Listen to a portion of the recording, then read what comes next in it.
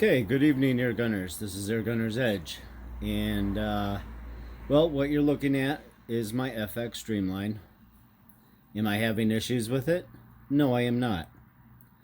Unfortunately, I am very inquisitive. I've been getting notifications all over that the twist barrel slug liners have arrived and they are in stock. Now, I know I said I was keeping this gun as is, but as I just mentioned, inquisitive. So I decided to pull the stock, and I am one who owns a gun that likes to tune a gun and know the ins and outs of a gun. I've already had the barrel shroud off, the barrel liner out. I've had the whole barrel off. I just wanted to clean it. Again, I've put over 500 pellets through it. I just wanted to clean the liner again, make sure everything was good, see what the O-rings looked like, everything was beautiful, so much and so forth for that. I took care of that. Well, power.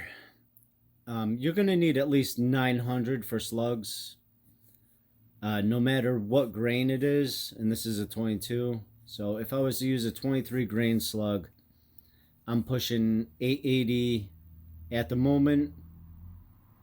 I'm going to need to really boost this up if I was to even think about using a slug. So, never to do, sort of manner. I took it off. I watched other videos on, and there's really not much out there. First off, this right here is your hammer spring adjustment. So I wanted to play with that before anything else. I'll just give a little warning right now. This is the classic laminate style. So it has this safety. This is fire. This is safe. But you have to remember the stock controls where this lands. So you have to be careful. As you see, it can already be overextended. I apologize. So you have to be very careful with this. Second of all, do not have this loaded. Safety warning, and everybody please be advised. Very easy to knock this right off of safe to fire. Just no pellets in this at all while testing. Okay, second of all, and you know, I'm going to skip that part right now. So, I noticed it was pretty deep in there. This gun is excellently tuned from the factory. I mean, this is tuned specifically for 18 grains at an optimum speed of 880 FPS. So, if you have no experience tuning, I would honestly do not even touch this gun. Just enjoy it for what it is, which it is a great friggin' gun. But if you have no tuning experience, just don't even bother with this. This is the wrong gun. Buy a cheap PCP to experiment with, and you'll be more satisfied if you do, by chance, anything happens. With that being said, the light style has the adjustable knob where it has all the settings on it and will push this in at the settings. But what I'm getting at is and I'll just go through this. There is blue Loctite on here. I'm just here we go. Try to keep this in focus. There is blue Loctite on here. Mine broke free very easy. Fairly easy, I should say. Not real easy. But the thing is, once this is broken free, even before you touch this, I would take a measurement from top of the nut to the surface here, so you know exactly where you're at, which I did anyways. Sorry, I had a burp. But anyways, going in will increase the hammer spring pressure. Going out will reduce it. So I gave it a quarter turn, checked it over the cranny. Slight increase. Okay, so I went another quarter turn, which equal to a half turn. Okay, a little better on the cranny. 1 3/4, just a little better. It was kind of staying pretty much the same. I got it up to about 895, which was great. I'm like, all right, well, I'll just go 900, and then I'm gonna try it out and see how these pellets do at 900 with the Twist X barrel. After I got just about to the full turn, or a little over the full turn, the trigger would no longer engage. I've had this issue with my Flash Pup and my Hatson Flash. It's just in there too far. So I backed it off exactly to where it was before. Okay, so I know this is optimized for full hammer spring pressure right from the factory. So there is no more adjustment in here. So it means I will not be able to reach 900 FPS in stock form.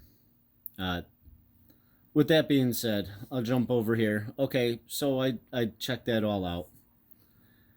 Now this is your crap. I always forget the name.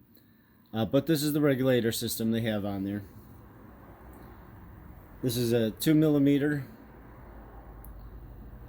In reduces the pressure, out increases the pressure. If you go in, and I mean little turns at a time, cock it with no pellet in it, pull the trigger, fire every little turn, just to reduce that air pressure in here. Backing out is not a problem. Backing out, you will actually watch your gauge rise. I actually specifically lowered this down. I forgot to refill it before I started filming, but I dropped it down to about 120. And I was going to show you guys on backing it out, but I got distracted from my daughter, and anyways, I didn't do that. So if I was to use the slug liner in here, I could increase the pressure in the regulator. Unfortunately, the valving is smaller in the Dreamline, so I'm not going to say it's not worth it, but you will lose shot count greatly. For my estimate anyways. This is just a guessing on all my other PCP rifles that I've done with heavier pellets. So I'm not going to put the slug liner in here. I think it's pretty much optimized to where it is now. And I love shooting the 18s. I have no problem. 100 yards, no problem. So I think I'm going to pass on the slug liner for the Dreamline.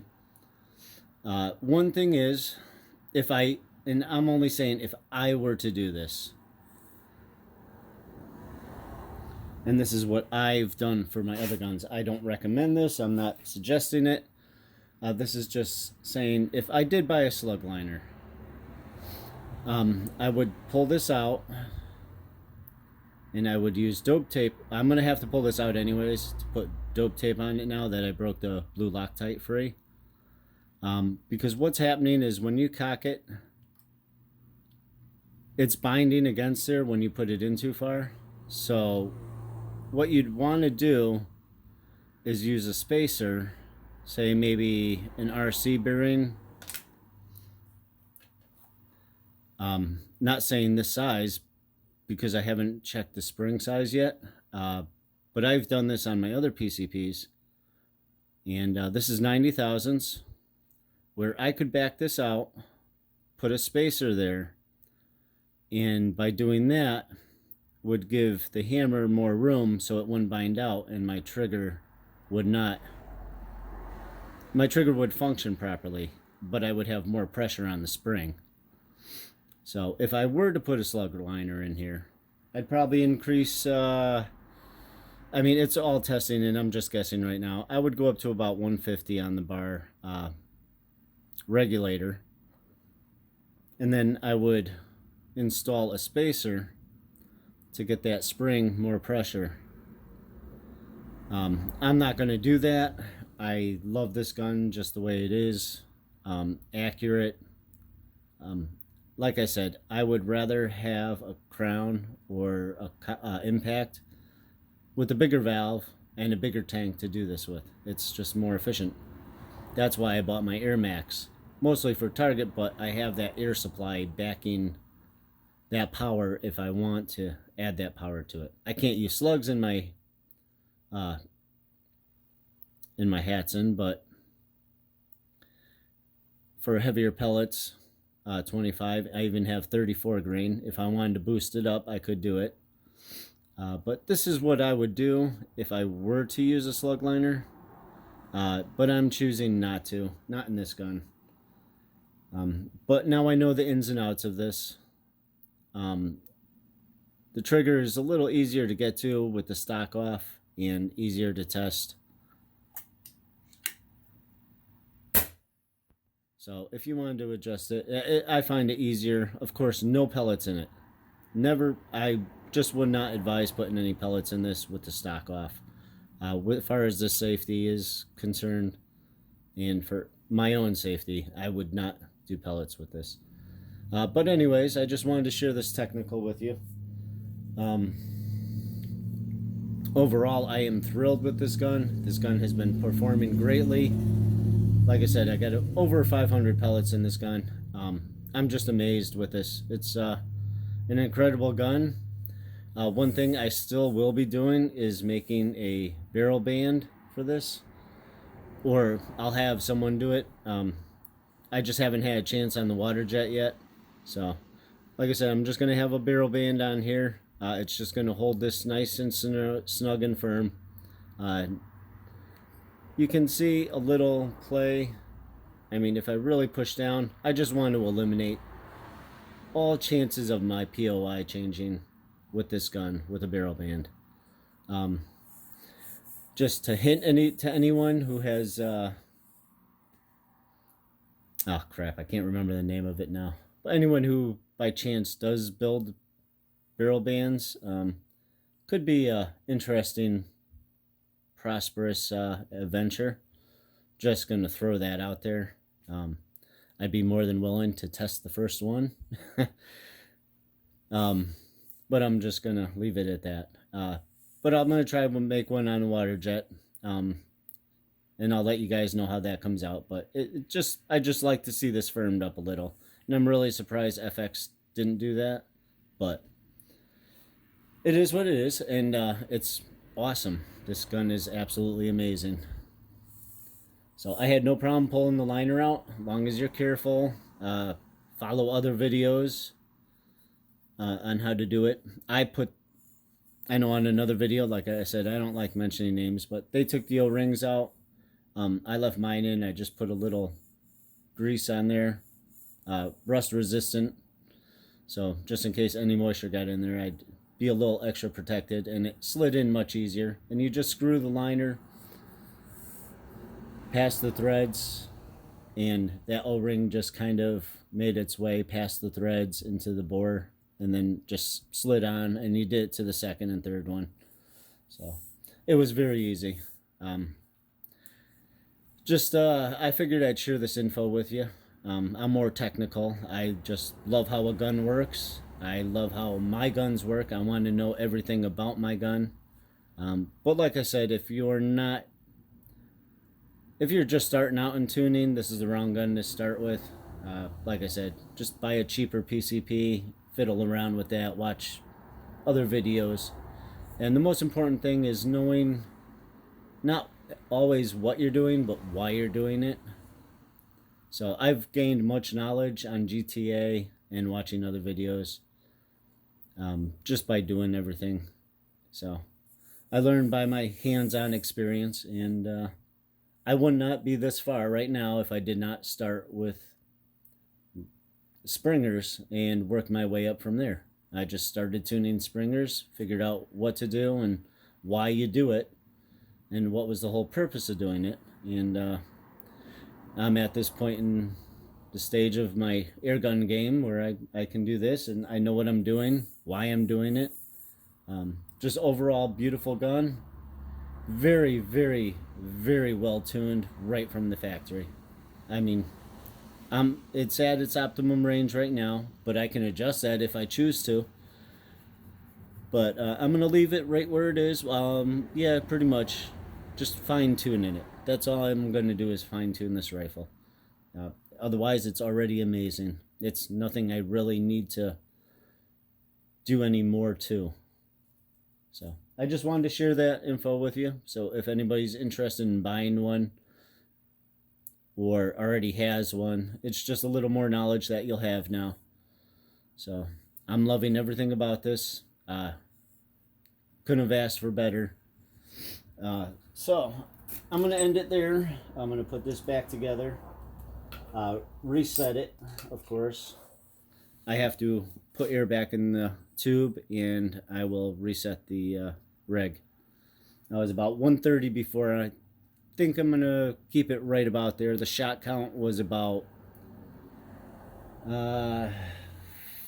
just shy of 50, if not 50 itself. So it was as advertised, and I am very happy with this. So all right, I just want to wish you guys a good night, good shooting, and until my next video, you guys have a good one.